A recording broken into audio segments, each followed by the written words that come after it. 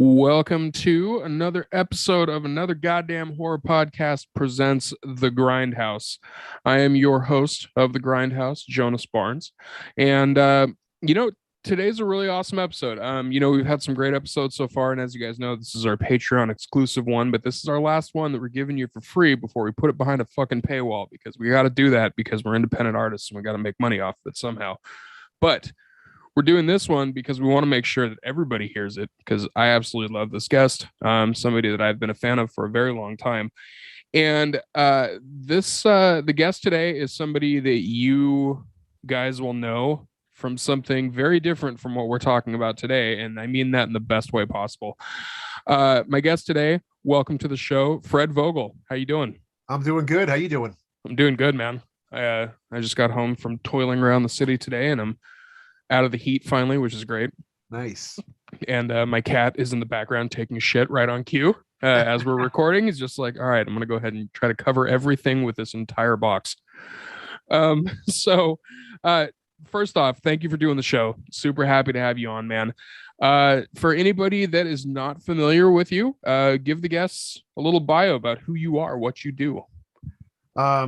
Like Jonas said, I am Fred Vogel. I'm known for making some little nasty movies back in the day called the August Underground Trilogy, as well as some other movies with my company Toe Tag.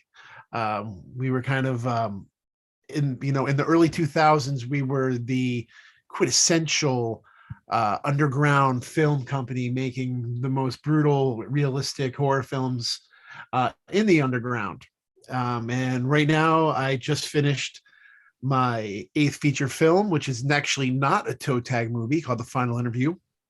I finished that in 2018, and just been a fan of horror movies and a fan of movies my whole life. Was very lucky to teach at the Tom Savini Makeup School back in the day. I've done a lot. From work in all different kinds of movies, from the independent world to the Hollywood world, and just happy to be talking about my new movie, The Final Interview. Fuck yeah, man. It's kind of funny when I think back of like the first time I had ever heard of you and what you were doing. I remember with the August Underground series, I think that's where most people would recognize it from. When that trilogy came out, especially when the first one came out, that was during a time where I was in like the most fucked up part of the internet possible, where it was like the rotten.coms and like, just seeing all the worst parts of the internet. Yeah. And I was also a VHS horror kid, so I was walking down the video aisles and trying to find, just looking at titles and covers and being like, that looks like fun. Like, this is probably going to be a shitty movie, but that looks like a fun one. And like all these things. And August Underground was a truly underground situation. Like, it was, you couldn't just go out and get it, Yeah. And it was one that people talked about, like, legitimately in the underground. There was this hush hush talk about it, like, oh shit, have you seen the August Underground films and stuff like that, which is why the movie that we're talking most about today, The Final Interview, this is a drastic departure from what you're known for.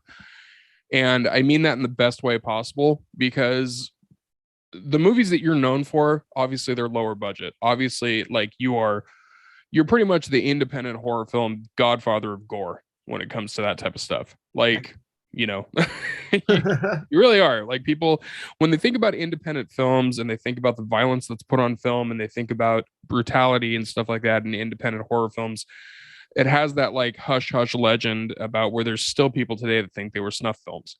Yeah. The Final Interview is not that. How would you classify, like, if you were going to put a genre tag on this film, how would you consider it? Oh God, it's really hard to put a genre behind it, and that's kind of one of the reasons why, even like with the promoting The Final Interview, of going against what I've always done with, like, Rue Morgue has always been a champion behind my movies and supported me. And The Final Interview was one of those movies where I didn't even know if I wanted to give it to them, because I wasn't sure if it was a horror movie or not, even though it is, it does, it is based off of a a spree murder killer being interviewed on the day of his execution.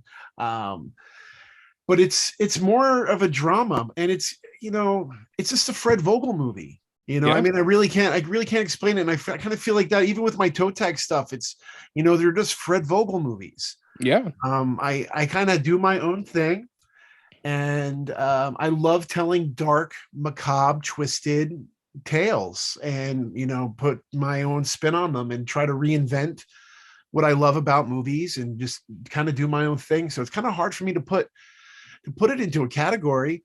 Um, I just want people to enjoy them, and I want my movies to stick in your head. Like that's my goal. My goal is to kind of make something that kind of you take with you always. 100%. And that's, okay, so it's interesting that you bring that up, because when I was thinking about this movie and how you would classify it, I do think that it is a horror film at heart. And when I say that it's a horror film, I don't mean a horror film in the necessarily traditional sense. When I'm thinking about this as a horror film, I think it's a psychological horror film. Mhm. But it's a psychological horror film in the most realistic way possible. So there's nothing about this movie that would steer you into anything that's outside of reality. That which is something I love. I love the fact that it's so grounded in realism that it makes it so much more effective. Because when you think about the whole interview situation, that's something that's been going on for years in the true crime community. You go back to the Ted Bundy interviews and the fucking Eileen Warnos interviews, and Absolutely. all these things where these serial killers had these interviews prior to their execution, and 9 times out of 10, those interviews go sideways in some fashion. Mhm. The Eileen Warnos one, I think, is probably one of the more famous ones, because she just starts throwing everybody under the bus. She's like, the government tried to kill me. You're trying to kill me. You're doing this. Like, she was just throwing everybody. But then you have the ones that are kind of grounded, like the Ted Bundy interviews. You Yeah. know, they had a movie that just came out about that. I think it was called No Man of God, with Elijah Wood. That was fantastic. But it was another movie that was based on the interview aspect of it. But those to me are much different than what you did, because what you did with this movie, when I call it a psychological horror film, it's done in a way that it's a very deep character study, Mhm. in the best way, because the cast is not huge. Yeah. You've got some great people in the cast. Diane Franklin, who is a friend of the show, she's absolutely fantastic. Adore Oh, her. she's the best. Yeah. And when we talked to her, we had mentioned, talking to her a couple of times on another goddamn horror podcast, and she even brought up how much of a joy it was to do this movie and everything like that. So she's a big fan of you as well. Oh, that means the world to me because I'm a big fan of hers, and it was a pleasure to have her in the movie. It was just I needed, the movie takes place in the 80s, and I wanted to have an 80s icon in the film. And it's so easy to get somebody in the horror world. That's pretty much in a lot of films. If you need a horror 80s actress, there's a long list that you can choose from. A lot of scream And queens. Yeah. absolutely. And for me, I always like to try to bring in somebody that fits into my world. And Diane Franklin was that actress. I love The Last American Virgin, and I love Bill and Ted and Better Off Dead, and Yeah. Amityville 2. So she was definitely at the top of my list of who I wanted. And when she got a chance to read the script, she loved it, and this was something that she never played a character like this before, so she was very, very excited about it. Yeah, and she did great in the movie. I mean, I wouldn't have expected anything less from her. She's fantastic, but she really did shine in the part, in her part in this film too, which I thought was great. Yes. Seeing her in a lot of her older stuff, like, obviously Amityville 2 and Bill and Ted and all those things, and also the Amityville Murders, which it's kind of funny when you see her playing an adult version of the parts that she's played before, and seeing that it was a completely different aspect of playing one of the DeFeos. Yeah. And So I think what she brought to this movie, she really brought, obviously, you know, you've got the facial recognition, you've got the star recognition of her being who she is in the horror world. But I think the way that she pulled that part off, she brought another layer to the movie, which I thought was very cool. No, she Um, absolutely did. What was really cool is I didn't want it to be like, oh, hey, that's Diane Franklin. I right. wanted you to watch the movie. Again, that's really important to me with casting as well. Is like, I hate when you watch a movie and you're taken out of the picture because, oh, there's that person. And I wanted her performance to be the star. And that's real. And I think it really shined through with her because you like people that have seen the movie will always be like, man, the Rhonda character at first, I didn't know who that was. And then all of a sudden it hit me. Yeah. And that's exactly what I wanted. I wanted, the performance to get you first. And then you'd realize like, hey, wait a minute, that's Diane Franklin. Yeah, and that's very much the way it came off because I mean, I noticed it pretty much immediately because we had just spoken to her not too much before I actually got to see the movie. So it was fresh in my mind, but there was also that part of me in the back of my head that was just like, "Oh fuck, that was Diane Franklin." Like, and in a good way, it wasn't like it wasn't the thing where it was just like, "Oh, that's Diane Franklin," like right up front. It was one of those things where just the part really did stand out by itself, and then it comes back around at the end of it. You were like, "Oh shit, that was Diane Franklin." Like that was great. Yeah. And you talked about going to the Savini school. You also have another friend of another goddamn horror podcast, Jason Baker. He shows up in the movie as well. Yeah, but Jason was actually my second AD. I've known Jason a long time because I'm Tom Savini and I are good friends, and Jason is a protege of Tom, Yep. and I like making movies with my friends, so it was important for me to bring Jason along, and I'm just proud of him and what he's doing in his career as well. So it's always nice to uh, you know use people who you respect and you want to teach and learn to grow. I've been a teacher my whole life pretty much. I taught college at the Savini School. I teach for the Pittsburgh Cultural Trust. So it's always good to have the next generation come in and learn. And seeing the stuff Jason's doing right now is really great. Yeah, Callison Studios is putting out just crazy good work. And like obviously the stuff that he's done with WWE and like, just it's yeah. Oh yeah. He's one of those dudes that just when I reached out to him and he was down to do the show and everything, I was super happy because it just all of us over on the main show, we're all practical effects junkies, which is another thing like with Oh yeah. obviously with your career and everything. But we're practical effects junkies, so bringing him on and getting to pick his brain about that and everything was kind of cool too. And it's kind of like that cool look behind the curtain, so to speak. Mm-hmm. So going back to the final interview here, you say obviously that you like making movies with your friends and everything like that. The casting on this, how did you go about casting this movie? And before you answer that, sorry, real quick, if you guys have listened to the show before, you know that we usually do a deep dive into the movie and we spoil the shit out of everything. We're not doing that with this movie. We are going to be breaking down some stuff, obviously, but I just want you guys to know this is a movie that I want you to see and I want you to experience as organically as possible. So I definitely do want to get into some of the stuff about the casting and everything because your cast is incredible. Yeah. Just top notch. Well, thank you. Damien Maroosak plays Darius Tidman, who is the killer on death row. Damien was in a few of my toe tag movies. He was actually the star of the last toe tag movie, Cella Turcica. And shit, you're right. Okay, yeah, yeah. But that's the thing. He's like, we made him. I told him. Damien was the first person to get the script when the script was finished. And I just told him, dude, grow your hair. I want you to grow your hair. I want you to grow your facial hair. And at this time, I didn't have any money. I didn't know how I was going to make the movie. I didn't know anything. All I knew was I had a script, and I will get that money, and I will make this movie. And it took almost 8 months to 9 months. And Damien grew his hair long and this crazy beard, and really just wasn't looking at him wasn't the Damien that I knew. So I was like, that's really great. He's when it came, terrifying, by the way. Like he he's just, you know, his eyes are just so amazing. yeah.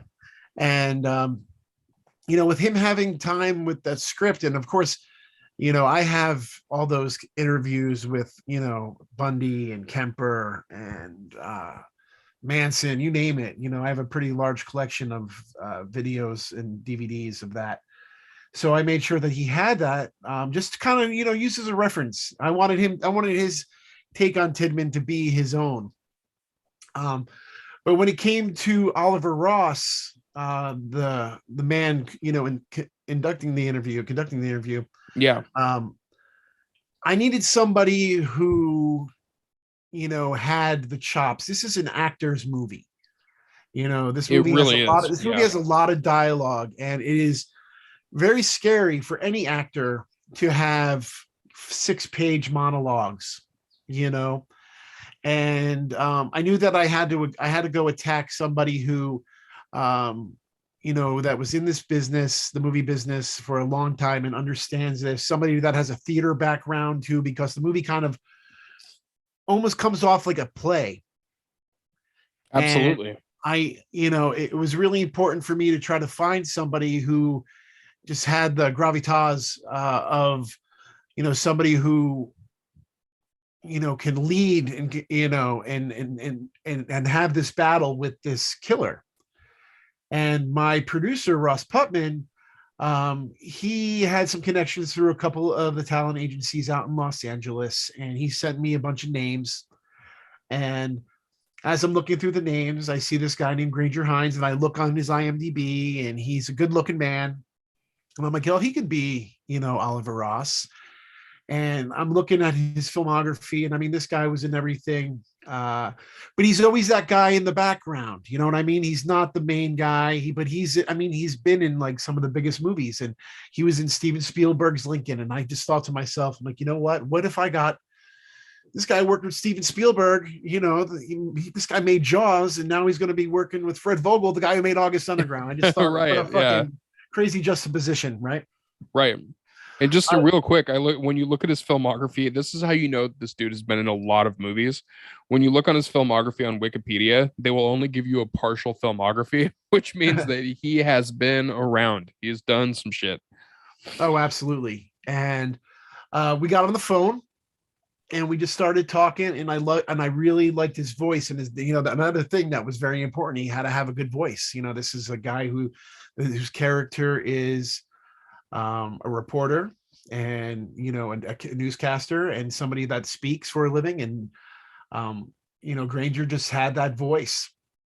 And it was really important for me to, you know, have, you know, Damien and Granger fit together. So, like, you know, you take a chance. We made the offer to Granger. Granger accepted. He loved the script. This was going to be a starring role for him. This wasn't, you know, the fifth man down the line, even though he started, you know, lots of movies as well. But this is his movie. For real. This is a Granger Hines movie, Yeah. as well as a Damien Maroosak movie and a Diane Franklin movie. But this is, you know, this is for Granger. And you know, Granger decided not to fly to Pittsburgh from New York. So he decided to take the train, so he had more time with the script, because by the time we got done doing the negotiations, there was only probably 11 days before we started shooting. I had my crew already starting to build the interview set. Oh shit. So it was a quick So turnaround. there wasn't much time, you know, because I didn't have a lot of money. Right. And I knew that I had to make sure everything, the set wise, everything was perfect. So all Granger really had to do was just come into my world. So the final interview was my first SAG movie. You know, Oh shit. I wouldn't even realize that. yeah, I've done everything independently before. So this was like my first time dealing with contracts and, you know, the unions and SAG and things like that. Yeah. So it was a pretty big deal for me. So And real quick, to an aside from that, is that why this was not considered a toe tag movie, or did you do that like as a completely separate thing on purpose? no, it was a completely separate thing on purpose. Okay. You know, toe tag, the true meaning behind toe tag is making movies with, very little money and being completely as raw and brutal as possible. And this movie wasn't that. Right. No, this movie was more sophisticated. For sure. Not that my other films don't have the sophistication. It's just that this was different. This was Oh, it's a different look. It's a different feel. Yeah, yeah. You can tell anybody that has seen any of your other work and then they watch this will see that there's definitely a clear distinction between the two types of films that these are, but also the way that they look, the way that they feel. Like, for lack of a better term, this movie feels like you grew up. Oh yeah. Oh, I totally did. You know what I mean? Yeah. I was growing up towards the end of the last toe tag film, with Cella Turcica. Yeah. And I wanted to practice. I knew that the direction that I wanted to take was telling these dark dramas. Have more of a drama backbone to it, and then pepper in the horror. Sure. And that was Cella Turcica was kind of like that test for me and a practice for me, because I never made anything like that before. So, it was 6 years went by before I had a chance to make the final interview. So in that 6 years, I worked on this, another script called Pittsburgh Body Removal, which I was hoping that was going to be my next movie. And, I started writing with my writing partner, Rebecca Swan, and on that. And then, she came along and she was the screenwriter for the final interview based off my characters. And, I just was, like you said, just doing a lot of growing up and wanting to really show people that I can make anything. I think I feel that way every time I make a movie. Sure. I'm the guy that made the snuff movies, but then I made the Redson Tower, which was, my love for, slasher and possession films. Yeah. I always try to kind of like reinvent and do something different, because I'm an artist. I don't want to make the same thing over and over again. 1,000%. And I think that's actually something I want to bring up and talk about this really quick, because I think you kind of, and you can correct me if I'm wrong on this, but I think you kind of had a similar thing that happened with your career in the beginning, where you did something that made such an impact, even an underground impact, that people automatically would link it back to that. So like, even if you made another movie, like even if you made a new movie, or like one that was a new horror film or something like that, they would still remember you as the August Underground guy. Yes. And I don't want to call it pigeonholing, but that's kind of what it is. It's typecasting or whatever the case may be. And I feel like that, it could be a hurdle in getting people to see another vision or another layer of what you can do as a filmmaker. Because if you look at your career through even just the toe tag films, you can definitely see that what the fuck you're doing. It's not just you're not just throwing shit against the wall and seeing what sticks. It's like, and this is not just like me kissing your ass or anything. Like, you are a legitimately good filmmaker. Thank you. And that's something that I think, when you have a director that's known for a specific style or known for a specific type or something like that, it gets lost, in their filmography. And you've shown that you know what you're doing across the board. So, you're definitely welcome, man. It's like, you really do know what you're doing behind the camera. And it's cool that you take, what you've learned over the years and what you've done over the years, and you come out with this movie, with the final interview, that is it's a powerhouse of a movie that is also like understated, but like in the best way. When you said that it's a character driven movie, that's truly what it is. Like, you get to know these people by the end of this movie. You're invested in them. Everybody that's in this movie, and that, especially within horror and psychological thrillers and stuff like that, too often you don't give a shit about the characters. Maybe you care about the final girl, maybe you care about one or two people that you think are going to last till the end, but aside from that, the rest of them are just disposable characters. There's nobody in this movie that you can sit back and look at as disposable, because they're not. Like, everybody is very fleshed out, which is really, really good. Oh, well, thank you. And, I got to thank Rebecca Swan for, creating such a wonderful screenplay.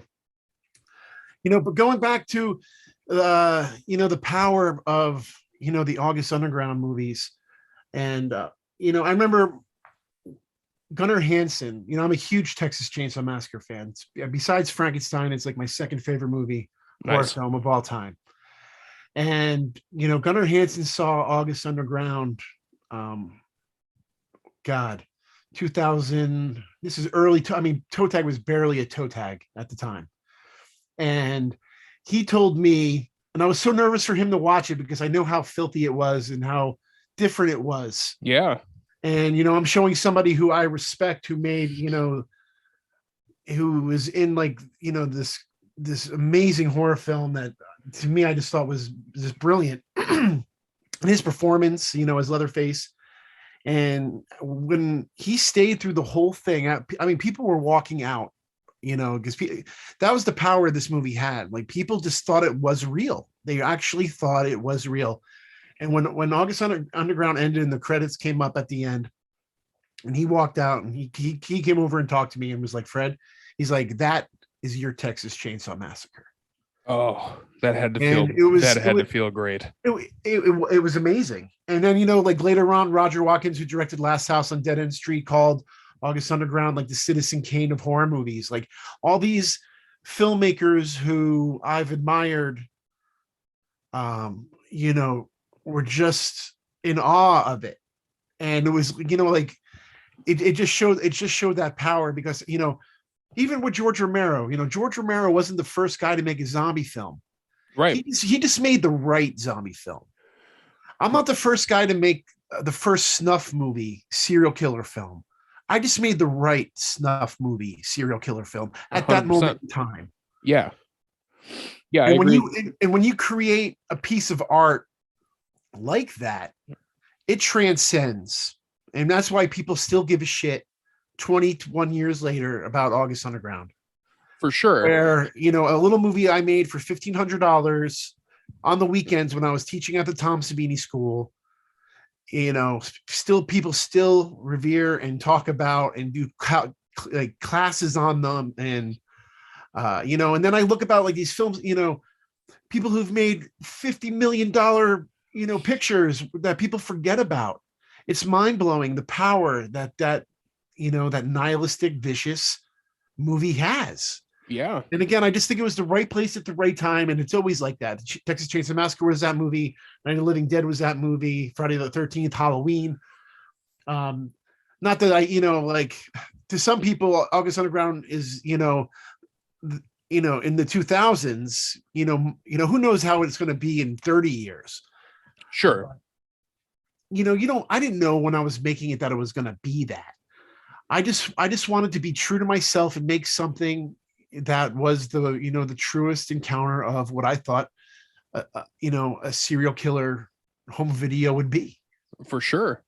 And I think, this is going to be an interesting, as you were talking about this, and made me think of this. August Underground reminds me for horror what Clerks was for comedy. Yeah. You know what I mean?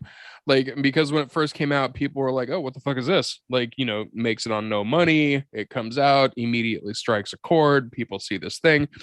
And, obviously Kevin Smith's career went into, stratospheric places.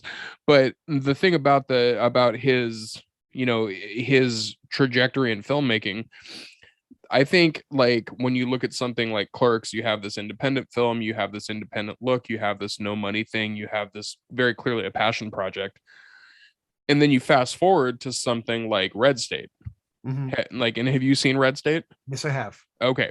So the reason I bring up Red State is because it, to me, has similarities to The Final Interview in the sense that it is a very character-driven movie. And there's a very clear showcase on at least one of the characters where there's lots of dialogue. There's the monologues. There's the deep dive into a character's psyche. There's all these things. And it's not what anybody would have expected from that filmmaker, Absolutely. Now, when you look at The Final Interview, one of the things that I really love about it is that you can literally feel like you're at the table with these two characters. as they're going back and forth. The performances are done so well that you believe everything that they're doing. And a lot of that obviously has to do with the actors. The actors are just chewing up the scenery. They're doing everything they need to do. But also from the filmmaking standpoint, like behind the camera, the way that you shot this movie, like I don't know how much money this movie cost to make. I assume that it's not a lot because, that's what you've basically said. But it doesn't look like a low budget film. No. At all. It for sure looks like it's from the time frame that it's supposed to be. Has the feel of a very well done 80s, psychological thriller. And so I don't know if it was just the type of filming that you did or what it is that you did, but you made it look much more polished and much more, highbrow, I guess is the best way to put it, than what I assume the budget would be, Yeah. And that was something that you sought out to do? Like you wanted to make absolutely. This movie look. I knew that's exactly how it was going to be. When the idea first came along to do the final interview, I just wanted it to be the missing tape. Like there was this recording of this guy interviewing this guy in death row, and something bad goes on with it, and his tape never aired. That was the premise. And very much feels like that. Yeah. And so that on a tiny budget, that's like in my brain, that's what I thought I can do. It's like, okay, well, I know I can make it look the way that I want to make it look. And when I was talking with Rebecca about the script, bringing in these different characters and kind of jumping back and forth, it was like, okay, well, now I got to definitely go back and forth because I wanted to show, what was happening behind the camera, that other world. So you jump from a cinematic look to, the actual broadcast video. Yeah. And I remember, I had a gentleman named Shane Rowe. He did the computer effects to make it look like that, separate from the color correction that I did on the film. Yeah. I actually went to Los Angeles, and it was in a studio. They were color correcting Mamma Mia 2. Oh, shit. And I'm color correcting the final interview inside this big studio, and which was a big deal. But I knew that I wanted my movie to look great, and I knew that that's where I was going to put some more money. I'm like, I want to spend the money. I want my movie to look great. Yeah. And I told my colorist Jason that I'm like, dude, I want you to watch Flashdance. I want you to watch Gung Ho. I want you to watch all these Pittsburgh movies from the 80s. And he did. And like we developed a really nice color palette. Like even going down to my costume designer, I wanted muted colors. I wanted the grays. I wanted the browns. I wanted the from the wall paintings, everything. And this was so much more planned out as a movie. Every movie that I've done, again, I've grown so much. And like in my day job, I work in the art department and on films, on big studio pictures as a set dresser. So like production design and set dressing has become a big part of like what I do. And I know what makes sets look better. Right. And, you just get better at your craft. Like when I first got into the business, I was a special effects artist. So I know how special effects need to work. And that's why our violence and our effects always look better than any other smaller independent film, because we knew how to shoot them. We knew how to build them, and we knew how to shoot them. And I think that's a big problem with a lot of films, is, you have a director that has a vision, but he wants to see it this way, but the effect is built a certain way. And it's hard to marry the two. And that's one of the gifts that I was able to have, is because I was, that was my background. And the same thing with the final interview is like, I wanted this, I didn't have a lot of money, but I needed key pieces for you to believe that you were looking at a movie from the early 80s. Everything from the green telephone, the rotary phone, to the taxi cab, to the tables, to the, everything, the yellow legal pads, you know what I mean? All that stuff was period. Yeah. And that's the thing is like, I knew that I didn't have a lot of money, but I knew what I needed to show people in the film. And, lucking out and getting that prison was amazing. and really helped the movie look like $1 million. Yeah, I mean, you did some incredible things with, especially with a lack of budget. So like this is another way that I will compare this to another film that did something similar that I think like in a very good way. This did a lot of the things for a dark drama or for a dark thriller that the Blair Witch Project did for found footage. Mm-hmm. So when you have something that has such a realistic look, especially when you're talking about like micro budgets or talking about smaller budgets, when you have something that has such a realistic look and you couple that with a cast that can pull off the acting the way that you did in this movie, you can take that and it puts a perspective into the viewer that makes you feel for sure like you just stumbled on to, an old broadcast from the 80s between these two people. And you pulled that off in spades. Like when you sit there and you watch this movie, there's obviously an aspect of it that feels like cinema, And when I say cinema, I mean that in very much a good way. I mean, like this feels like a cinematic experience, on a smaller scale compared to like August Underground that feels like it's a fucking movie. Like, it feels like a movie. Yeah, that had to look like the videotape that we've all looked at.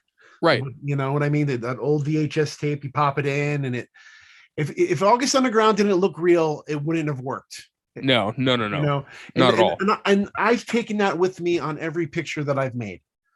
If something doesn't look real or sound real or whatever, it's not going in the picture. And it's one of the gifts that I have is I have a really good eye and I have a really good ear.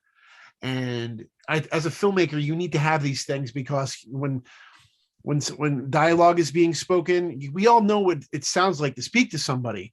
Right. And I mean, how many times have you watched a movie where you're like, oh my God, that's horrible dialogue? It's because they're not delivering that dialogue right. Or maybe the writing's not the best and they're just, it's just the delivery is wrong or they're not saying it right. Right. So when you have to marry the script and the actor, the person delivering it, if one of those two things doesn't come across as authentic, the entire thing shits the bed. Yeah. But when it works, it works. Like, you brought up Kevin Smith. I'm from New Jersey. And I remember when Kevin made Clerks in 1994, I was a senior in high school. Yeah. And my grandmother cut out the newspaper article from the local paper that was like, local boy makes movie. And she said, Freddie, you can do this. This guy, Kevin, down the shore is making his movie. His kid over in Leonardo. Yeah. Yeah. It's like, you can make movies. And, my grandmother's in August Underground. I read that. I was actually going to bring that up. I had read something about that when, back in the day when I was looking up stuff on, going through a deep dive on that too. I had seen something about that and I was like, there's no fucking way. I was there's no way. Oh yeah. Yeah. Kevin Smith is like, the reason I use that as a comparison was a lot of that same thing, because one of the things that, he has his detractors for the fact that he is a very dialogue heavy filmmaker when he writes movies and stuff like that. But like when Clerks came out, that felt like the way people talk to each other, like it felt very authentically just a way that, clerks that are burnt out on their job are going to bullshit with each other and, toil around the town like that. But like the way that your movie works, the reason that it works so well is if you take a movie that's very dialogue heavy and you have somebody who is not equipped to deliver those lines the way that your actors do, it goes downhill very fast. Oh, absolutely. It can get very boring. It can get very tiresome, because like monologues and dialogue heavy stuff, like when it's bad, it's bad. But when it's good, it sucks you into the story and it becomes more of a cinematic experience because it feels like what you're watching is real, but you're very sucked into what's happening on screen. So you've got both that realism aspect of it. You've also got that aspect of it is like, I am watching a film, like a very good film. And again, I don't know how it is that you sought out your cast, but like you hit a home run with, especially with the two main actors. Obviously, supporting actors as well. It's just a great cast across the board. But like, you really, really hit a home run with with your two Oh, main people. oh, for sure. Granger and Damien. I was so lucky, that Damien and Granger had 3 days of rehearsal time. So why Granger came up and I put him up in a hotel, and Damien would come over in the morning and those guys would rehearse. I'd sit there for probably about 20 minutes and talk about some scenes or what if they had any questions or whatever. And then I would just leave and let them go do their thing. And then I would come back at like 9 o'clock at night. And, those guys had a chance to bond. And, one of the things is that, this movie's an interview. And I was so nervous that, oh my God, this is just going to be two talking heads. Like, who's going to want to watch this? Right. It could have So easily gone down that road Oh, too. absolutely. Absolutely. And that's where, I had to really be creative. And this is where like, my filmmaking comes in is that's why there is two different types of looks to the film. That's why I incorporated, there's audio cues in there where you're hearing, the other reporters through the broadcast coming through, their microphones, and you can hear that. Like, that's really how it would be. Yeah. The commercials from the 80s inside in the movie, like all these little things to kind of like not just make it two talking heads.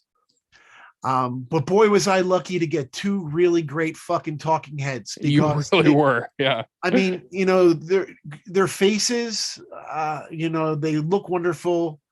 You could see, the stress. Like you could see like when Oliver starts to crack, you could see when Tidman starts to get intense.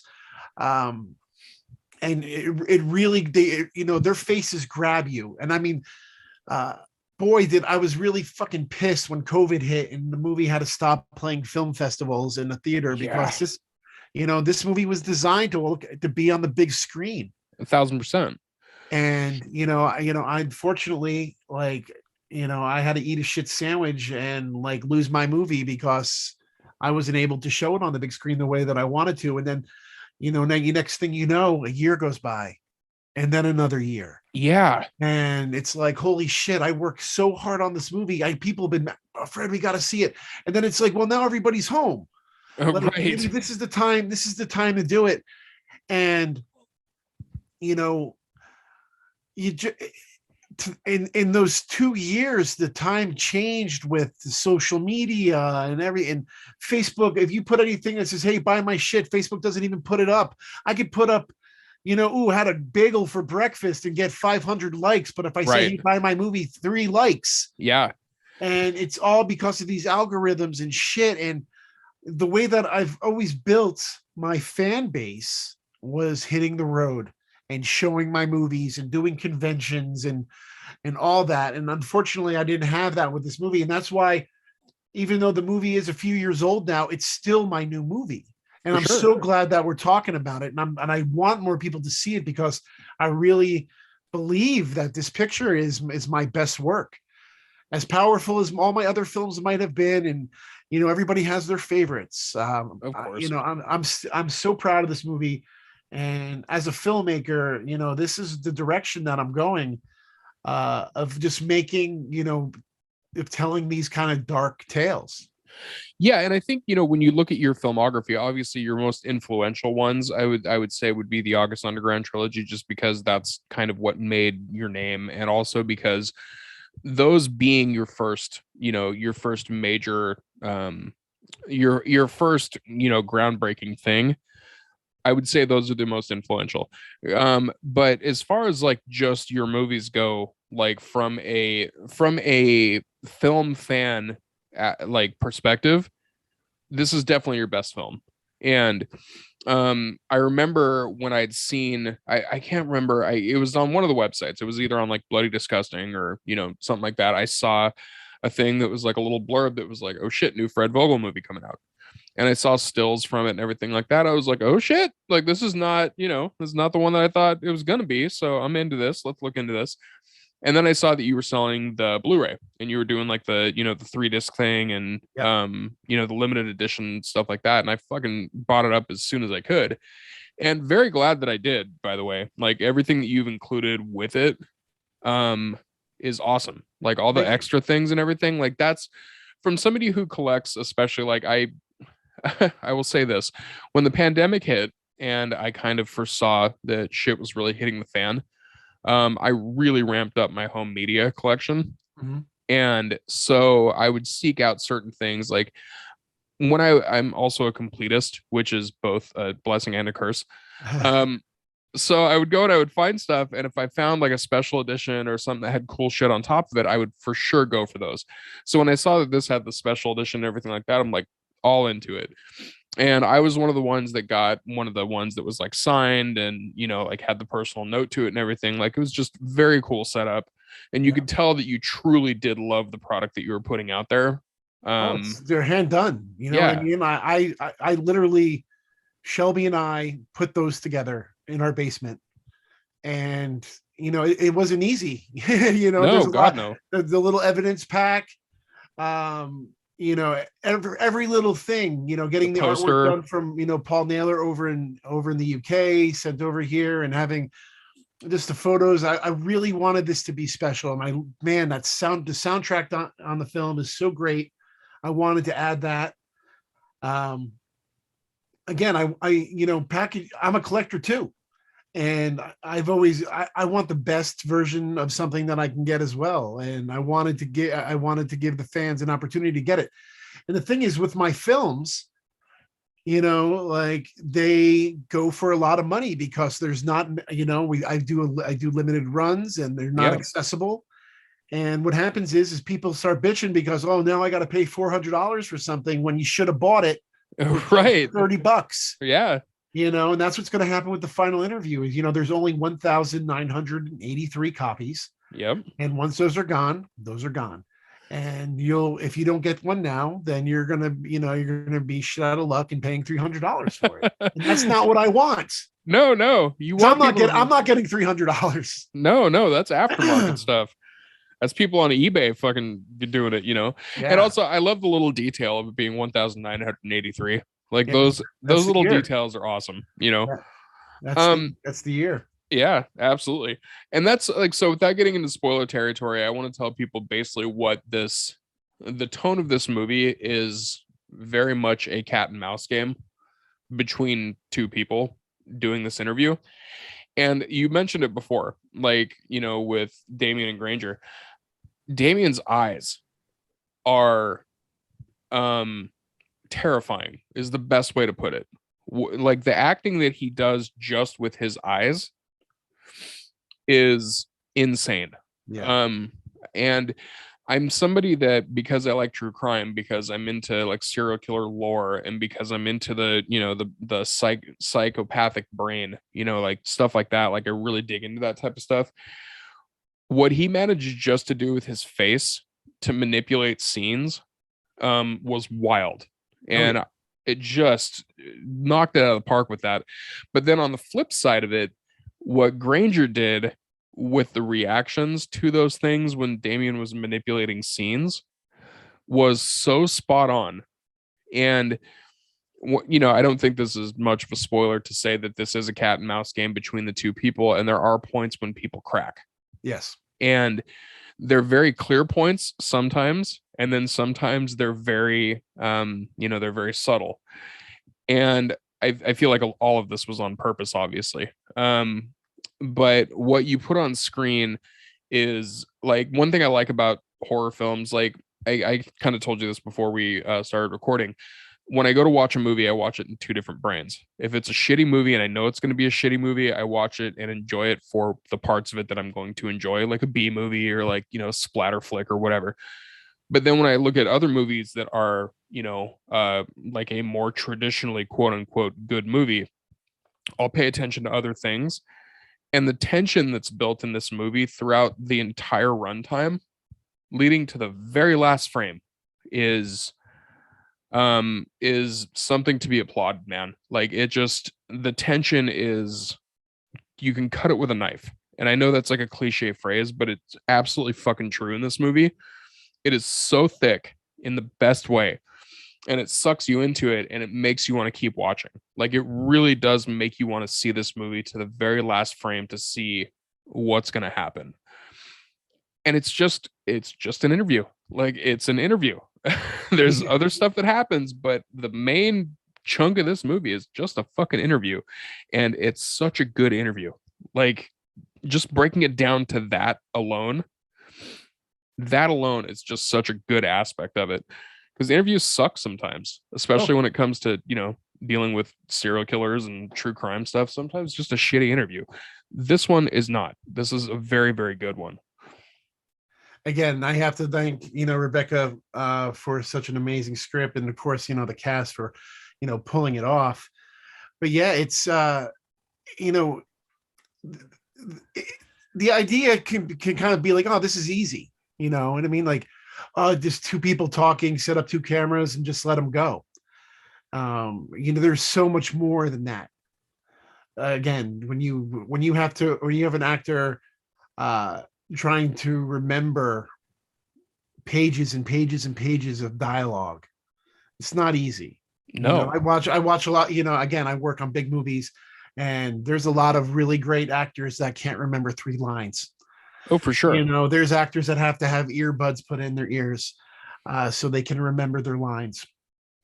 And there's actors like Daniel Day-Lewis that terrify you for weeks ahead of time, like because they're Absolutely. so far into a method. Yeah. Working with Granger was, it was scary for me because, this is a guy that's worked on studio stuff for years. And now he's coming to Pittsburgh to make a movie with, 11 people. Right. Yeah, it's a very small cast. Even the crew, Yeah. every department head was there. Like the makeup artist in the movie was my makeup artist. I put the makeup on Damien. The sound guy in the movie was my sound guy. Like, I mean, it was there was no fat on this movie. And would I ever do that again? No, probably not. It made things harder, Sure. but it's what I had at the time. And I remember like, freaking out because I'm like, I only have one camera. And then I remembered that my friend Brian Williams, he had another Black Magic, and I was just like, what if I can get Ooh, him those are good cameras. yeah, and I'm like, what if I can have him, shoot, the other way so I can record both. And I mean, it saved me a bunch of times because I think the first 2 days, I think we shot like 18 pages. Now, if you know anything about movie making, like most movies, especially even big movies, are lucky if they shoot 3 Yeah, pages, absolutely. in a day.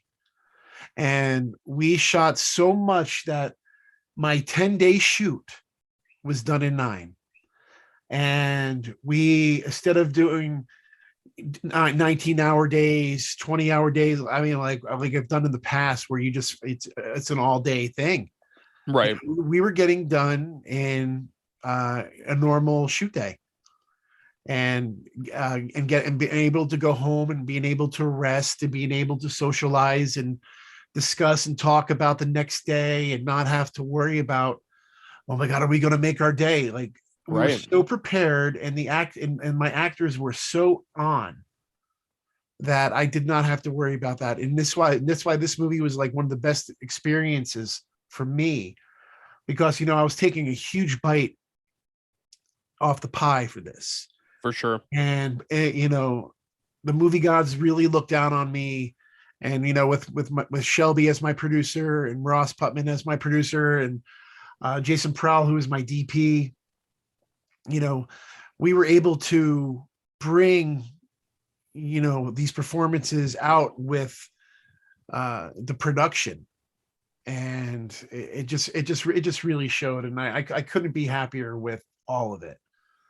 It also it really speaks a lot to how much people enjoyed their time during the movie too, because like I said, I mean, we've had Diane Franklin over on the AGHP show multiple times, and she's somebody who's been in stuff for decades, Yeah. and she couldn't stop talking about how enjoyable the process was in working in that movie and working with you, because that, like, I think again that goes to showing when somebody truly cares about the product that they're putting out, and it's something that they really want to make work for everybody involved. Sometimes when you deal with filmmakers, sometimes it's all about them. Sometimes they'll put their actors through the fucking ringer because because whatever it is that their vision is, like, it doesn't matter that the actors are run thin and you know working 20 21-hour days and shit like that. They got to get their movie made. Whereas this, like, you could tell obviously that you gave a shit Yeah. about the people that you were working on this movie with. Like I said, Diane Franklin had nothing but amazing things to say about it. Jason Baker, of course, too. He talked about how good of a time he had on the film. And Diane again also couldn't have praised it higher for what the final product was too. So you've definitely got, like, how many people do you have in the entire cast and crew? 11. So at least 2 out of those 11 real high praise. Well, I talk to Granger all the time, and he is so proud of this movie, and he feels the same way I do. Is I just wish we can get it out to more people. Unfortunately, with my day job, it's hard for me to try to set up screenings and things like that, but I'm trying. I'm working with some younger people, learning some of these new social media techniques, and trying to bypass a lot of the algorithms and Sure.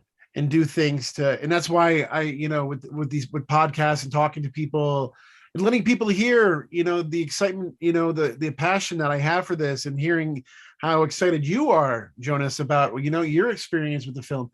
That's the thing, is movies like this are word of mouth movies. My movies are word of mouth movies. For I sure. don't have millions of dollars to make commercials. I don't have millions of dollars for Facebook ads. So how you discover my stuff is by hearing somebody say, "Hey, did you see the new Fred Vogel movie? Did you see the final interview or whatever?" And that works, and I'm happy with that.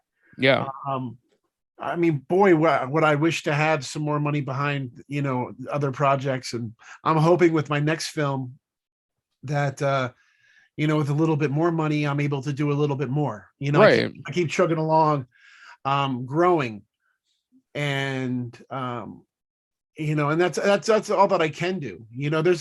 I've been in this game a long time. Yeah. I made August Underground in 2001, and there's a lot of filmmakers, and especially in the independent world, who can't they can't make movies and live the day-to-day daily. You know what I mean, with going to work and stuff like that. It's hard. Yeah, of course. It kicks your ass. There's no forgiveness, and that's the thing with toe tag. Toe tag was just this big giant rock we kept pushing and pushing and pushing. And when you're a company like Toe Tag, you're a niche. Yeah. And I knew that, like, I can only go so far with Toe Tag. Of course. And for me, Toe Tag was more of, like, being in a punk band. Oh you yeah. know? Yeah. And it's cool when you're in your 20s and you can eat peanut butter and jelly sandwiches and sleep on the couch. But when 30s and 40s hit and you have mortgages and car payments and things like that, you have to really, think about what you need to do for your future. But I still have to be creative. I'm still a filmmaker. So even Sure. though that I have a day job, thank God I'm making movies. I work in the movie business for my day job, which I'm still making movies. But this money helps me get, put towards my next passion projects. And I hope that I'm able to make films forever. Yeah, absolutely. And also, like, when it comes to something like Toe Tag is also another one of those ones that is going to forever be an underground film, an underground film company that I think will always have that, lore to it. It's kind of like when you look at movies like unearthed films, and stuff like that. Mhm. Like when you hear that a movie is coming out as a toe tag movie, like people are going to have a certain thing expectation. And it's the same thing with, again, like when Unearthed comes out with a movie, you're like, oh, it's going to be a fucked up movie. And Mhm. like you Yeah, for immediately sure. know that. And I think that's going to be the same thing with, if you do ever release something, again, under toe tag, that's going to be the expectation, which I think it's great that you did this. I'm going to do another comparison here because I want people to kind of understand. When I call this a horror movie, I call this a horror movie in the same way that I would look at a movie like Creep. Creep Mhm. is a very nuanced movie. Like it's a very there's not a whole lot of stuff that happens throughout it aside from it being creepy that would be a horror movie. But at the end of the day, that's a fucking horror movie. And for anybody that hasn't seen it, that's a Mark Duplass movie. And it's very, it's low budget, it's one camera, that type of situation. And the thing with the final interview is, again, it's a horror movie for sure, like at least in my head, and in the psychological way. So what you've put out here, I think definitely does stand alone. I think it absolutely does stand on its own 2 feet. I think it definitely it puts your filmmaking into a different tier compared to everything else that you've done. If you were to sit down and put the August Underground trilogy next to this, I think most people would be like, there's no fucking way that's the same filmmaker. Oh, for sure. you know and I do mean that in a very good way, because you can see that these two movies are so different, but also you can tell that the person that made both of these movies gave a fuck, like really did care about the thing they were putting out. So what I do want to tell people is that, like, first off, go to the website. What's the website for the actual movie? The website for the actual movie is thefinalinterviewmovie.com. And if they go there, they can buy the movie direct, right? They can They can buy buy, yeah, the, they can buy the 3 disc special edition, the collector's edition that has the Blu-ray, the DVD, and the soundtrack, and it comes with all kinds of goodies. And then you can also do a digital download, because I know shipping is very expensive overseas right now. right. Um, and this movie it weighs a lot. This is the Criterion double disc or triple disc case. Yeah, it's No, got some weight to it. it has some weight to it. It has paper, it has all these photo cards inside and things like that. So it is not light, and that's why it's expensive to ship. And I wanted to be able to make a digital download so people can download the movie for $10. And if you get the download for $10 and you still want the 3 disc, I take that money off. It's $50 for the Blu-ray set. So if you digitally download it and then you want it, then it's only 40. Oh, nice. I So didn't even know that. That's very yeah, cool. I'm always trying. Again, I'm one of you. I'm one of us. Yeah, yeah. You You're a know what I mean? fan, I'm a cinephile, and I love movies, and I'm just lucky enough to be able to make movies for you guys. So I want us So all to, enjoy cinema. absolutely. So the finalinterviewmovie.com, that's Yep. where they can buy it. So let's get into this a little bit, because you talked about everything that happened with the pandemic and everything happened with COVID, about the screenings and everything like that. And I know, obviously, you gotta pay bills, you gotta put food on the table. Yeah. So you can't just spend all your time just going searching out screenings and stuff. Have you thought about doing a New York City one with like Nighthawk Cinema? Have you ever I have never you heard of Nighthawk Cinema. Okay. So the reason I ask, I've brought this up on the show before, especially over on the main show. Me and Graham, my co-host Graham Fay, he actually has a working relationship with Nighthawk. And what Nighthawk is they're an independent cinema house. They actually do a shitload of screenings. They especially do screenings with independent films, with local and local-ish filmmakers, especially things of that nature. And they do have a built-in fan base of horror fans as well. So like if they put your name on it as the next Fred Vogel movie, or like the newest Fred Vogel movie, immediately people would know what it is. They would start looking it up and searching it out and everything like that. So I was definitely curious about that. After we're off the episode here, I'll see what we can do to get you in touch with them, because honestly, I'm right there with you. Obviously, you're more passionate about it than I am, because you're the one that made it's your baby. But I fully think that this needs to be seen by as many people as possible, um, especially people that are fans of yours from back in the day, because it is by itself, it's such a good movie.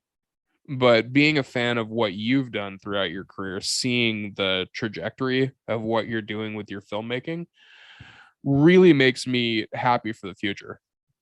Because if you're doing this with no money, you know, as your career goes farther, as you're able to, get bigger and better, it just makes me so anxious to see what you can really pull off with this. Because again, you've already pulled off something that I think most filmmakers that deal with a limited budget wouldn't have been able to pull off a movie like you did with the final interview.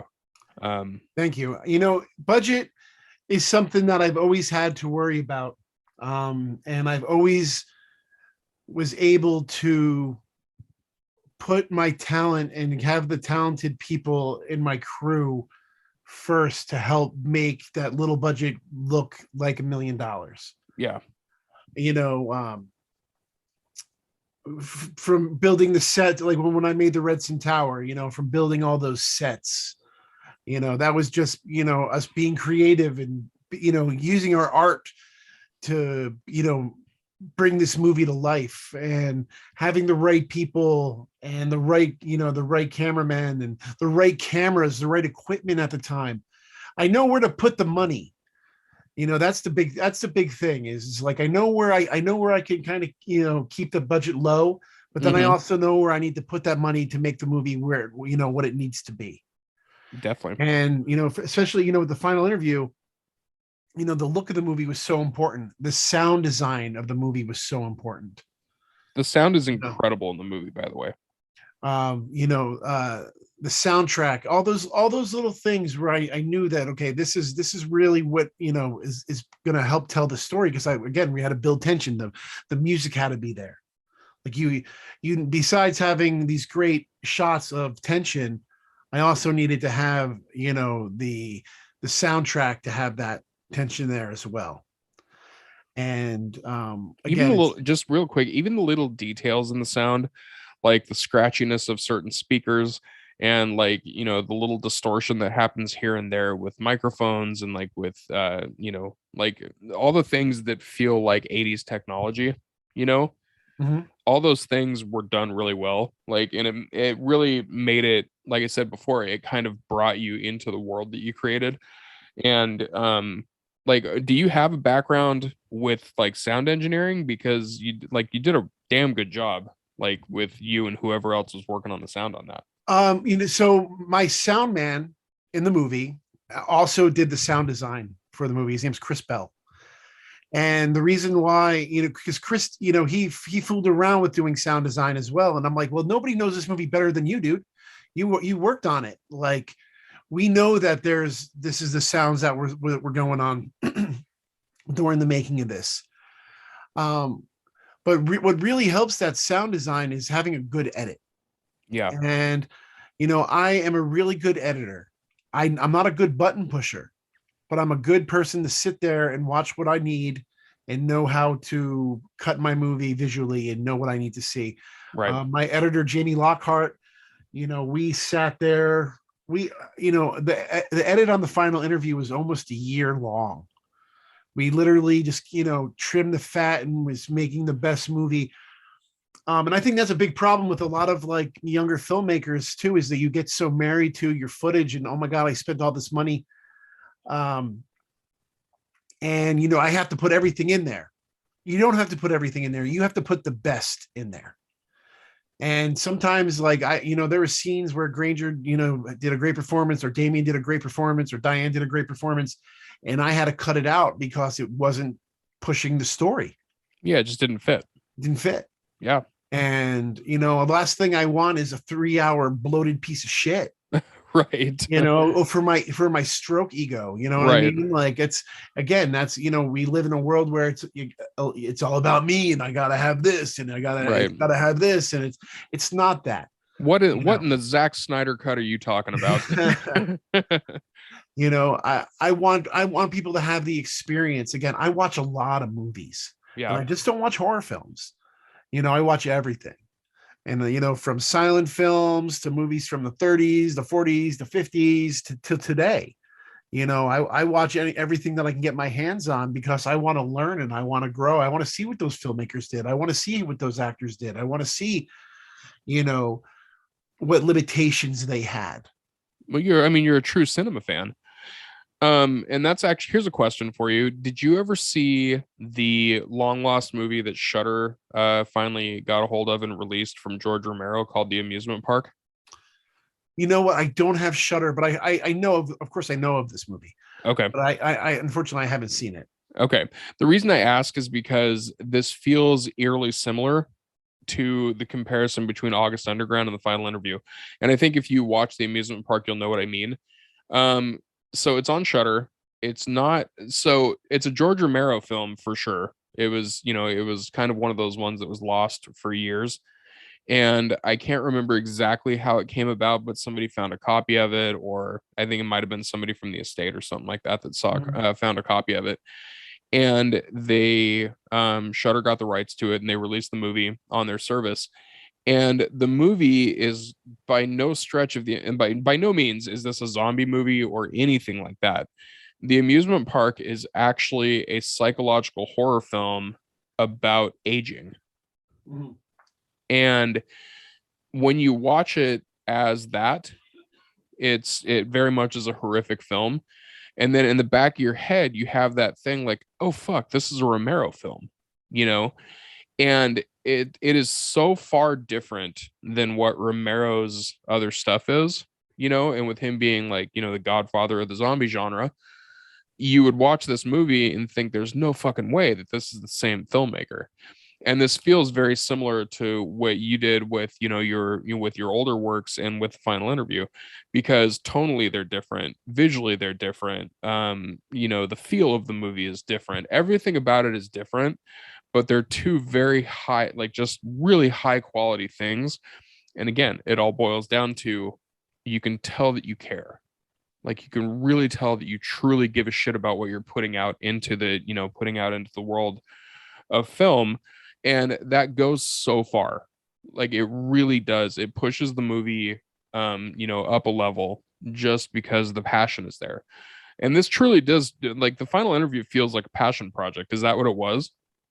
No, it wasn't. It was actually it was kind of a necessity project. Oh shit. Okay. So I've been at the time I was trying to make one of my passion projects called Pittsburgh Body Removal, about the guys who work for the funeral homes here in Pittsburgh. Yeah. And I did everything. I actually rode with them and picked up dead bodies to write the script. And I got really close. The script was really great. And this is how I ended up meeting Russ Putman. Okay.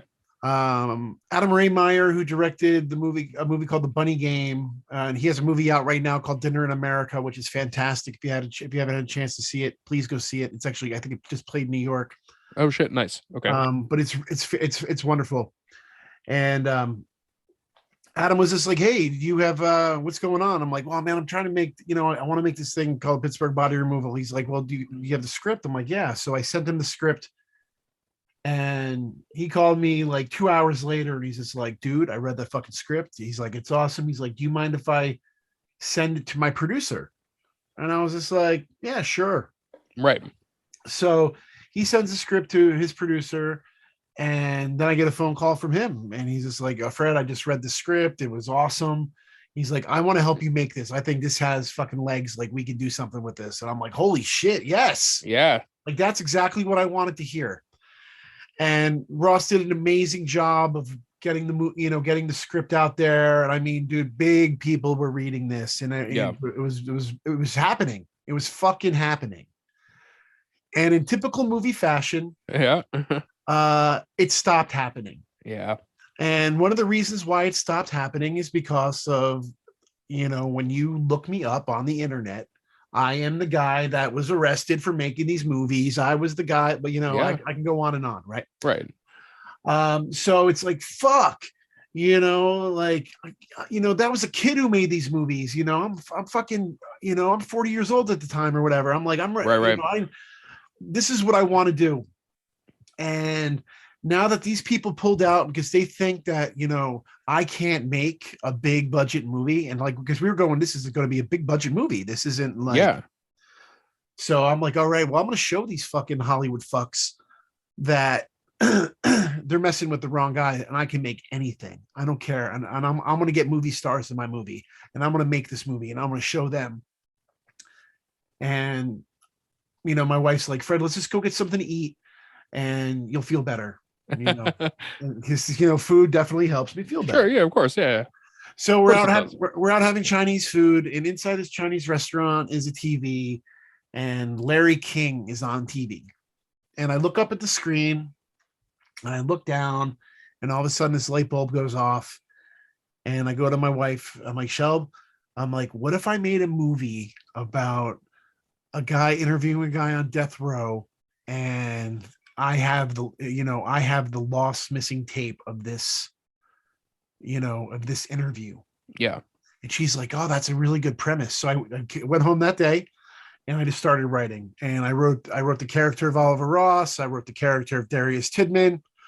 And I wrote, that's kind of how I work, is like, I flesh out the characters, and then I kind of like do the timeline of what the movie's going to be. For sure. And then I get on the phone to my co-writer, my writing partner, Rebecca Swan. Rebecca was formerly Scott Swan, who wrote John Carpenter's Cigarette Burns for the shit horror. I was literally just talking about Cigarette Burns with somebody else today when we were talking about John Carpenter's filmography. Yeah. I was like, that is a very underappreciated entry in his filmography. And it's so well written. And, she, we did a movie called Masthead together back when she was Scott. Yeah. So, I've had a relationship, a working relationship with her for years. And, we work very well together. I'm a very great idea person.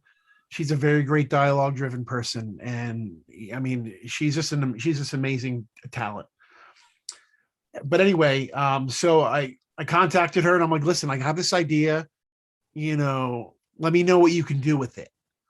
And she had a really hard time at first when it was just the two. Right. And she's like, Fred, don't get mad, but I think we need to add another character in here. And that's when I'm like, oh, fuck. Now it's going to be more money. Now I got to now I got to pay another person. But when I read that draft of the script, I'm like, all right, no problem. Okay, now, it's better. She brought the Rhonda character in, and like, we needed that break. We needed that person to kind of help you, guide you through the movie. Right. Because that's really what Rhonda, Diane's character does, is, she's your guide. Like, if you're not getting something through the dialogue, her eyes or her dialogue is helping propel you further, Yeah. Plus the dynamic that she has with Oliver, because that's her ex-husband. Right. He made her, and then she became the star. She became the top producer, which happens all the time. You know what I mean? Women are underappreciated. And that was another thing, is like having a powerful woman in 1983. Yeah. Again, and then it's like, I've always tried, I'm a champion of all people, men, women, whatever. And I always like to make my characters strong and different, so it really just added another layer that this movie needed. And, I'm just so happy the way that it turned out. Well, dude, I'm super happy to have talked to you about it tonight, because I know that, like you've said in this, that you really want this to get out to more people and stuff like that. And, we'll talk about this after the show too. I'm going to definitely see like what kind of feelers I can put out for screenings and stuff, because it truly is a movie that more people need to see. And it's, again, one of those movies that I think is also an important movie, especially within the horror and, thriller genres, because it's a fucking great movie. Like, it's well done. It's definitely something more people need to see. And I feel like the more people that see it, obviously, the more it will show on, when somebody looks up Fred Vogel on the internet, they're not just going to see August Underground. They're also going to see this movie that pops up because it's been shown in this place, in this place, in this place, etc. Yeah. So I agree with you on that 100%. And that's also why I wanted to do this episode and not have it be just a Patreon thing, because I feel like also, we want to get this out to as many people as possible because it truly, truly is a good movie. I mean, honestly, it's a great movie. And again, that's not me kissing ass. It's just like it's a movie that is done so well that it's, like I said, it's a great film. You really pulled off an awesome thing here. And like we said, yeah, of course, man. It's, it's really, really just great stuff. So before we wrap up here, I do want to do a thing at the end here called the Final Five. And what that is I'm going to throw out a horror subgenre to you. And you're going to give me the first movie that pops in your head as like your favorite movie from that subgenre. You can either just throw out the title or you can expand on it, whatever you want to do. Okay. Cool with that? Yep. All right. We'll start it off with torture porn. August Underground. Perfect. It's perfect. I created that genre. Yeah, you really did. Honestly, you really fucking did. It's funny because Rue Morgue magazine put us on the cover that said pornography. Oh shit. That's a great word. It's definitely, that sounds better than torture porn. But yeah, it for sure does. Pornography sounds a little bit better. Gornography. That's actually, you know what? I'm for sure going to use that term going forward. I love that. Next one, zombie. Night of the Living Dead. Okay, so you're going for the OG. All right. I'm definitely going for the OG. One of the reasons why I moved to Pittsburgh was because I wanted to work with Tom Savini and George Romero and John Russo, and it wasn't just Night that made a really big impact on me. Dawn, of course, was one of my favorite movies of all time. Day, with Savini's effects, becoming so amazing at that time. He had a great team behind that. And then, of course, the remake in 90 was, just awesome, so I'm going to have to go with, Romero's Zombies. Love it. Absolutely love it, man. Even though I'm staring at my original Fulci poster right now. Okay, we'll go with the next one. Next one is going to be Vampire. Near Dark. Oh, that's a good choice. Yeah, that's a very good choice. Love Near Dark. I remember, it was on HBO when I was a kid all the time, and anytime that it was on, I would stay up and watch it. And I just remembered how badass Bill Paxton was in it when he used his spur to slit that guy's throat at the bar. Yeah. How much I loved it. And, what an amazing filmmaker Catherine Bigelow became. You knew that there was something special behind the people who made that movie. That was like James Cameron's people, like the same guy that shot the Terminator shot that movie. Yeah.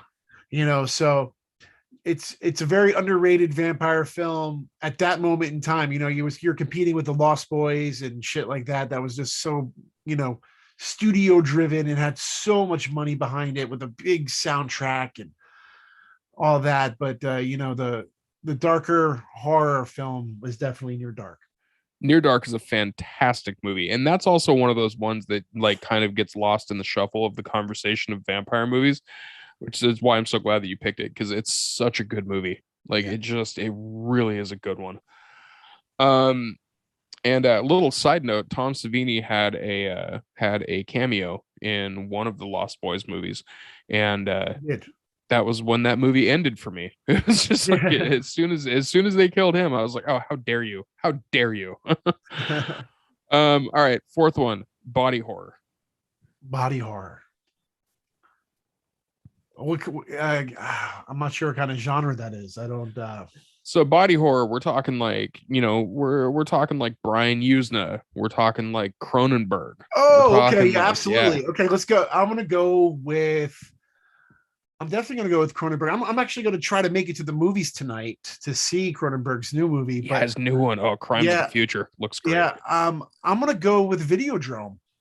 Ooh, that's a good one. Yeah. It's Pittsburgh. It's Debbie Harry. Yep. It's I'll tell you what, I am aggressively not a fan of James Woods. However, Videodrome is such a good movie.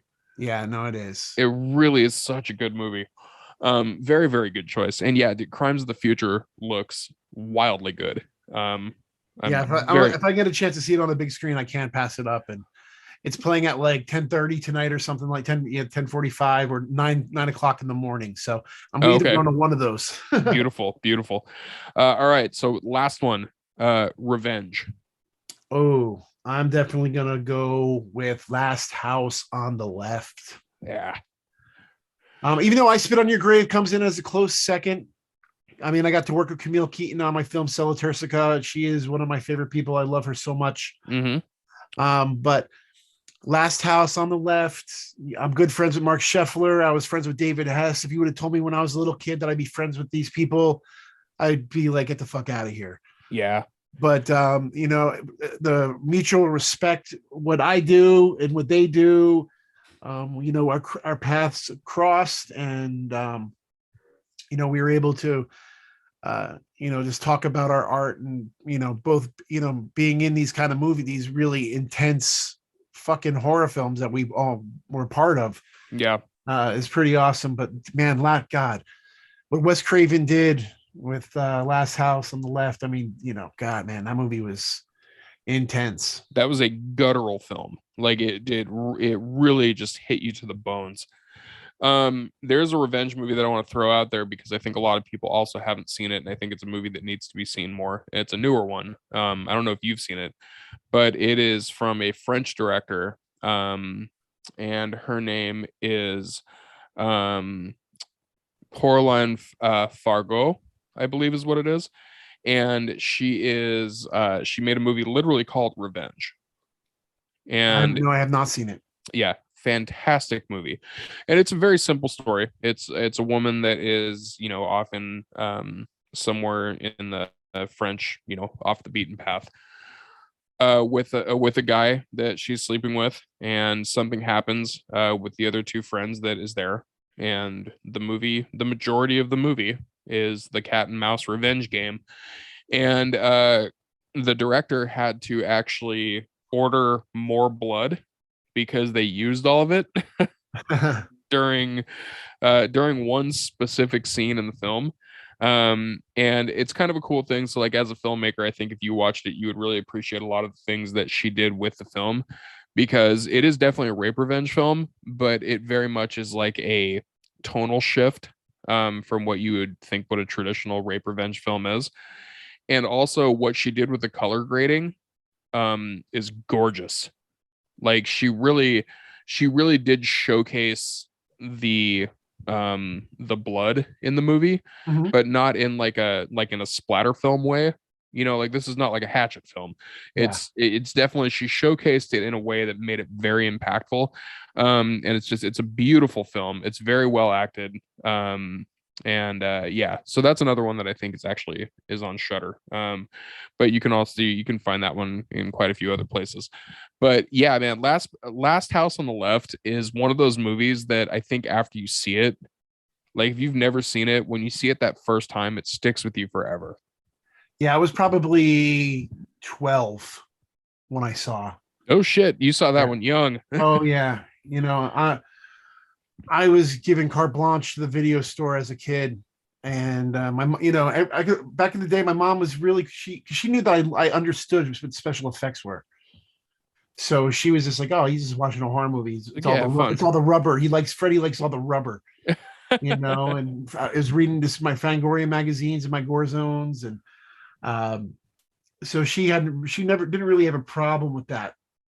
But she just thought everything was Friday the 13th. She was like, that's kind of like in her brain, that's what I was watching. But when you fall down that rabbit hole and you grab a movie like Last House on the Left or I Spit on Your Grave, that's that right there was it was just like, oh well, this is different. This is very different. Yeah. Than Freddy Krueger killing somebody in their dreams. This is the guttural screams. The victims had, especially the girls in Last House. Yeah. Or just, I mean, I remember being haunted by Camille Keaton in I Spit on Your Grave. I mean, I remember being kind of like turned on as a kid because she's like full nude and like, Right, of it was course. like the first time I saw like a girl's bush or something like that. And Right. There's but that part of you that kicks in. It's just like, but oh still, wait. but the look on her face and like, you don't realize like with those, you knew that those guys were doing something bad, but you just, my young brain didn't comprehend it.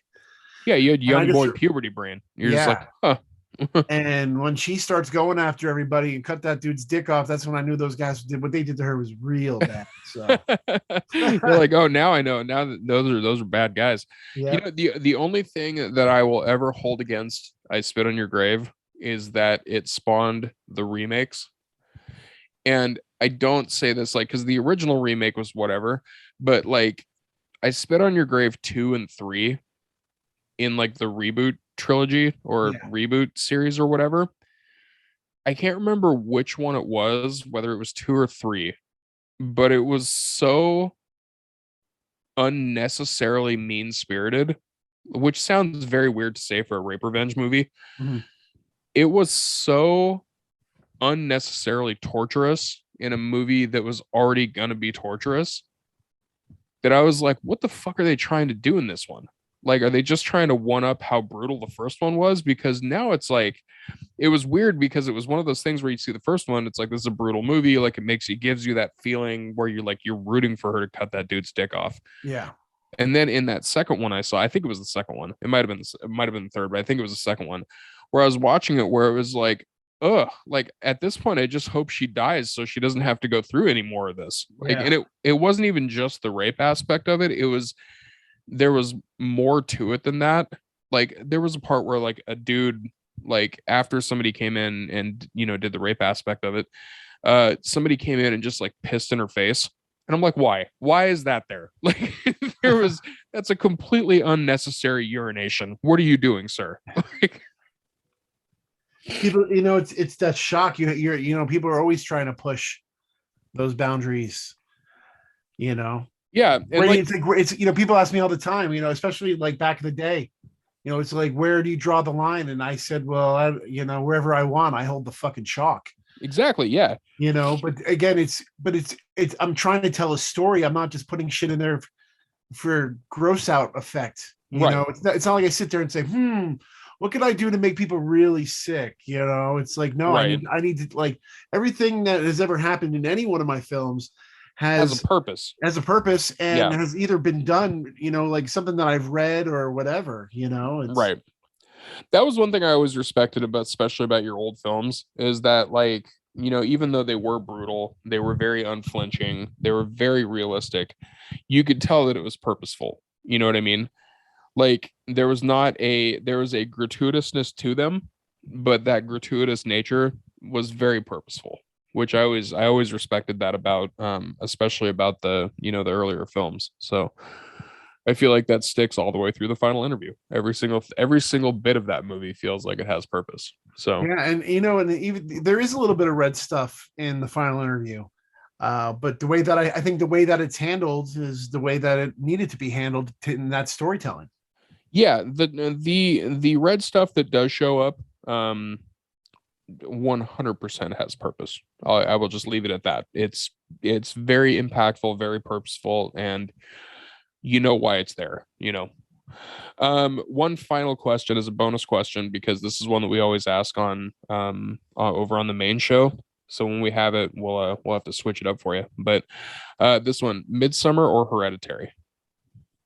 Ooh. This one's all for me because I'm just super curious about your thoughts on this one. Yeah. They were both,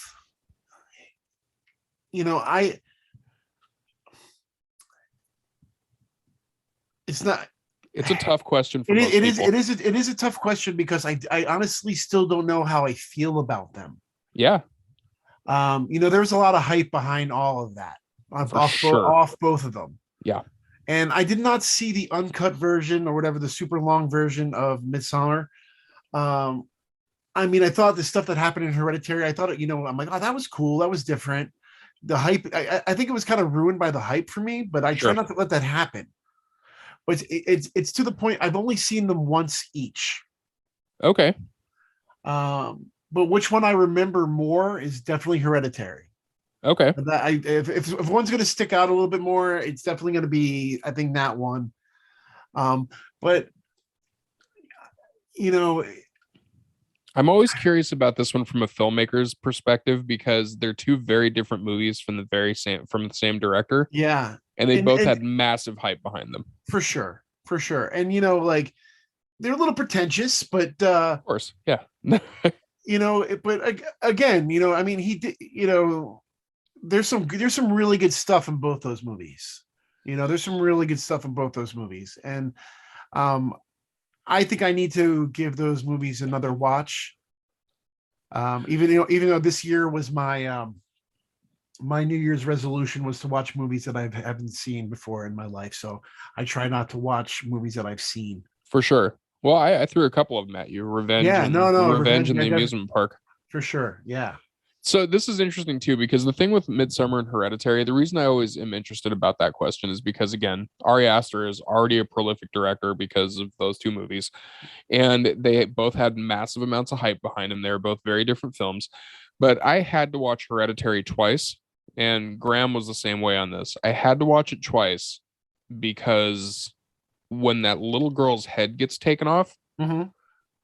at that point, my brain just went, "What the fuck?" And then it just kind of blanked for a little bit.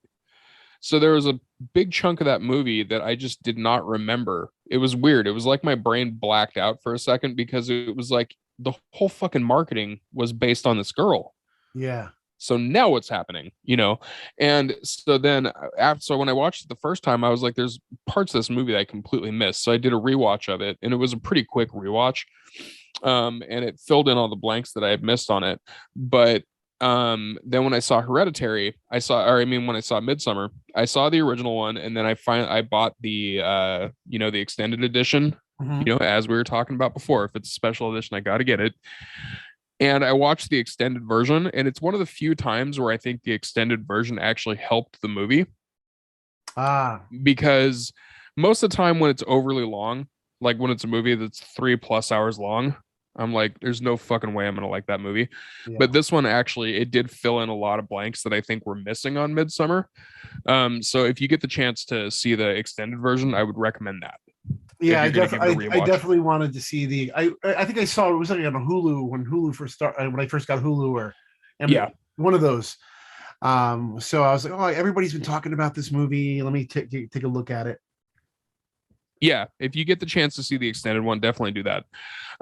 But yeah, dude, those were great answers. Like that was exactly what I wanted from the final five. So fucking aces on that. Thank you very much for doing that. No problem. And this has been awesome, man. Thank you very much for doing the show. I really, really appreciate it. And I'm right there with you. I want so many more people to see the final interview because it's such a good film.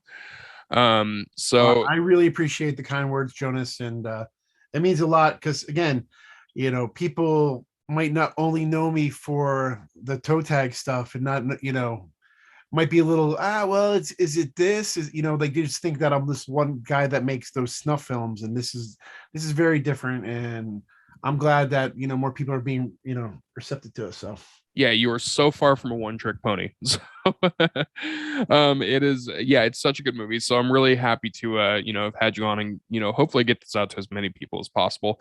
So we got the final interview movie.com. Where else can people find you if they want to follow you and see what you're doing?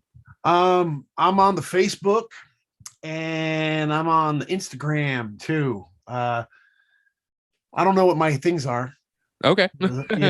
But just look for my picture. If you don't know what I look like, just type in Fred Vogel in Google. I'm on there too. And you're not on the Twitter, correct? No, I'm not. Okay, good for you. That's I actually respect that because that place is a cesspool. So You guys know where to find him. Also, thefinalinterviewmovie.com. Please go out and buy that Blu-ray set because it is fantastic. If you don't get the chance to buy it, please go check out the digital. And with that, Fred, thank you so much for being on the show. And for anybody else, check us out on Another Goddamn Horror Podcast. That is our main show. And also check us out on Patreon, which is where these shows are going to go after we release this one to everybody. And that's patreon.com/AGHP666. This has been the Grindhouse. I'm Jonas Barnes, Fred Vogel. Thank you so much for being on the show. Thank you. Have yourselves a wonderful evening.